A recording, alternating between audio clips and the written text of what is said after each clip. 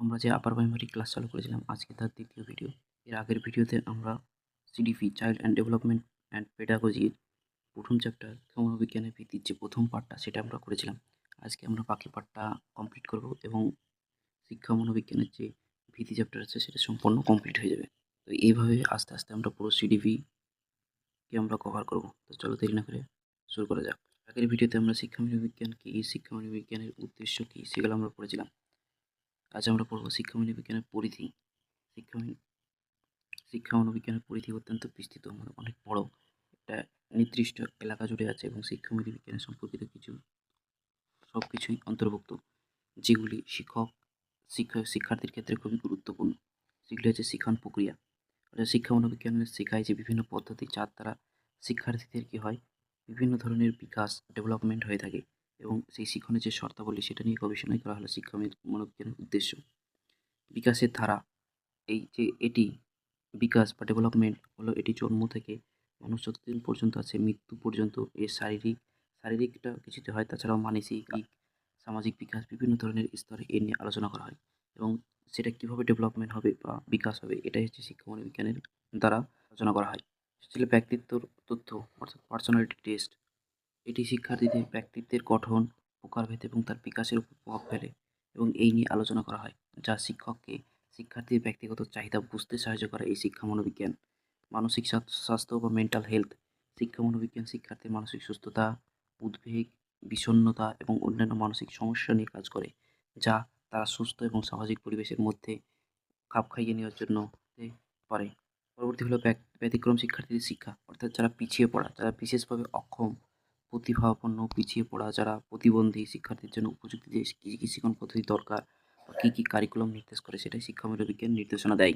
হচ্ছে পরীক্ষা ও মূল্যায়ন বা টেস্টিং অ্যান্ড ডেভেলপমেন্ট আমরা কীভাবে করব। এটি শিক্ষার্থীদের পারফরমেন্স সঠিকভাবে মূল্যায়নের জন্য বিভিন্ন ধরনের পদ্ধতি বা অ্যাসেসমেন্ট নিয়ে কাজ করে এই শিক্ষা মনোবিজ্ঞান, যেগুলি শিক্ষার্থীদের যে কী খামতি আছে সেগুলোকে নিয়ে টেস্টিং করে এবং তার মূল্যায়নের মাধ্যমে সেগুলো পূরণ করে, যাতে শিক্ষার্থীর পরবর্তীতে পারফরমেন্স আরও ভালো হয়ে থাকে। নির্দেশনা এবং পরামর্শ দেয়।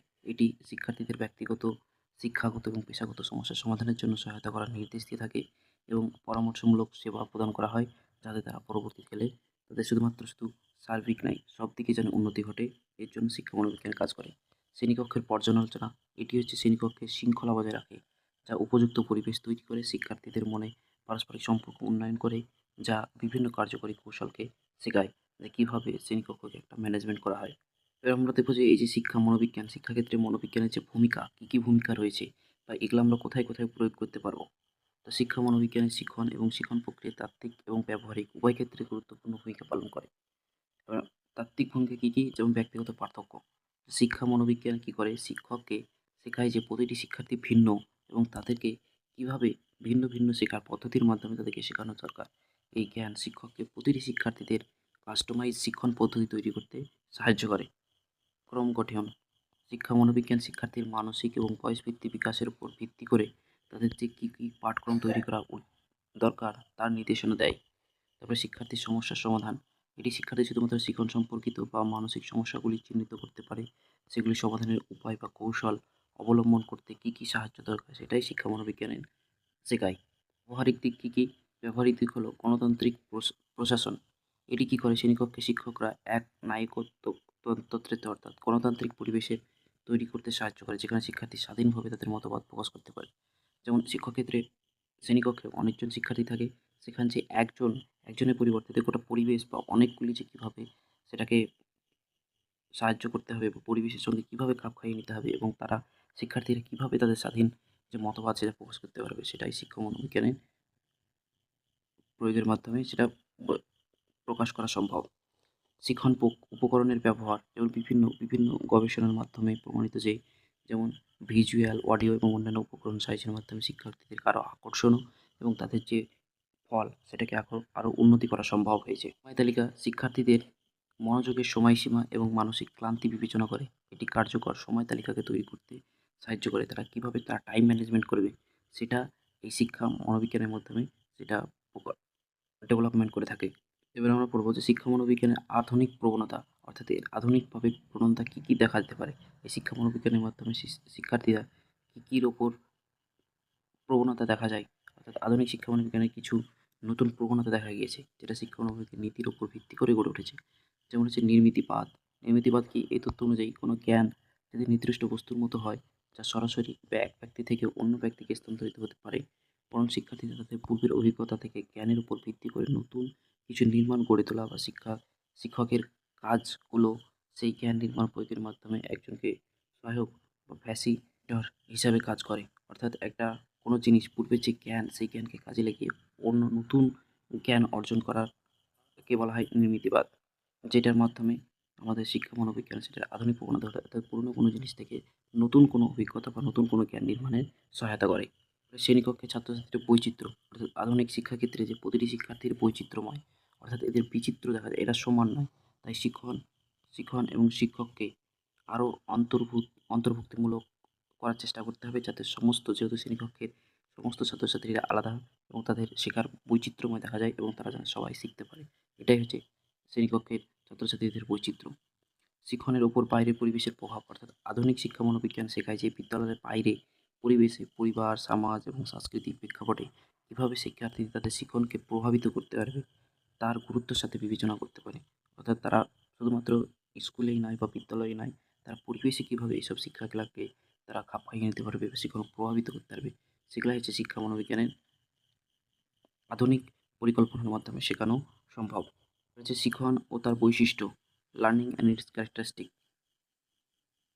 শিখন একটি গতিশীল প্রক্রিয়া, অর্থাৎ উদ্দেশ্যমূলক প্রক্রিয়া। এটি কেবলমাত্র তথ্য যে মুখস্থ করা নয়, বরং নতুন কিছু শেখা, তার দক্ষতা, মনোভাব, অর্জনের যে প্রক্রিয়া, সেটাই। শিক্ষাবিদ মার্ক সিম্পসন বলেছেন যে এই শিখন প্রক্রিয়াকে বা শিখনের বৈশিষ্ট্যকে ৮টি প্রধান বৈশিষ্ট্যকে চিহ্নিত করেছেন। সেটা হচ্ছে কি? সামঞ্জস্য বিধান বা অ্যাডজাস্টমেন্ট, মানে শিক্ষণ ব্যক্তি তার পরিবেশের সাথে খাপ খাইয়ে নিতে পারে এই শিক্ষণ পদ্ধতির মাধ্যমে, আধুনিক শিক্ষণ পদ্ধতির মাধ্যমে। ক্রমবর্ধমান, অর্থাৎ কন্টিনিউয়াস শিখন একটা ধারাবাহিক প্রক্রিয়া। সে সারা জীবন শিক্ষক সে কিছু না কিছু শিখতে থাকে। তার একটা কন্টিনিউয়াস প্রক্রিয়া। যে শিখন এটি বিচ্ছিন্ন বা কোনো ঘটনা নয়, এটি বরং হচ্ছে শৃঙ্খলা অভিজ্ঞতার সৃষ্টি, অর্থাৎ অর্গানাইজ এক্সপিরিয়েন্স, মানে কোনো কিছু পরপর যে সংগঠিত যে অভিজ্ঞতা, সেটাই হচ্ছে এই শিখন। তারপরে হচ্ছে বুদ্ধিভিত্তিক বা সৃজনশীল প্রক্রিয়া। শিখন কেবলমাত্র যে জ্ঞান অর্জন করে নাই, নতুন ধারণ তৈরি করা বা সেখান থেকে বিভিন্ন সমস্যা সমাধানের ক্ষমতাকে বৃদ্ধি করা হয়েছে শিখন পদ্ধতি। উদ্দেশ্য ভিত্তিক, একটা প্রতিটি শিখনের পিছনে কিছু না কিছু উদ্দেশ্য আছে। তাই শিখন পদ্ধতি হওয়া দরকার উদ্দেশ্য ভিত্তিক। তারপরে হচ্ছে সক্রিয়তা সৃষ্টিকারী, অর্থাৎ শিখন প্রক্রিয়াকে শিক্ষার্থীদের অবশ্যই মানসিকভাবে সক্রিয় করতে সাহায্য করতে হবে। পরিবেশের ফলশ্রুতি, যে ব্যক্তির পরিবেশ তার শিক্ষণকে ব্যাপকভাবে প্রভাবিত করে, অর্থাৎ কীভাবে সেই শিক্ষণের মাধ্যমে সে পরিবেশে খাপ খাইয়ে নিতে পারবে, সেটাই হচ্ছে শিক্ষণের উদ্দেশ্য। শিখন কেবলমাত্র যে তাত্ত্বিক হবে তাই নয়, শিক্ষক বিভিন্ন সামাজিক বাস্তব জীবনে তার সঙ্গে সম্পর্কিত হতে হবে এবং বাস্তব জীবনে তার যে কারিকুলাম, সেগুলি শিক্ষার্থীদের জন্য পরিবেশের মধ্যে বেঁচে থাকার জন্য আত্মনির্ভর হতে পারে। এ বিষয়ে শিখন অত্যন্ত গুরুত্বপূর্ণ ভূমিকা পালন করে। শিক্ষা মনোবিজ্ঞানের ভিত্তিক যে সেকেন্ড পার্ট, সেই পার্ট আমরা দুটো পার্টের মাধ্যমে যে শিক্ষা মনোবিজ্ঞানের যে সম্পূর্ণ টপিক, সেটা আমরা কমপ্লিট করলাম এবং সেটাকে শর্ট আকারে। তো শিক্ষা মনোবিজ্ঞানের যে আগের ভিডিও তোমরা গিয়ে দেখতে পারো, তারপরে এই ভিডিওতে দেখতে পারো।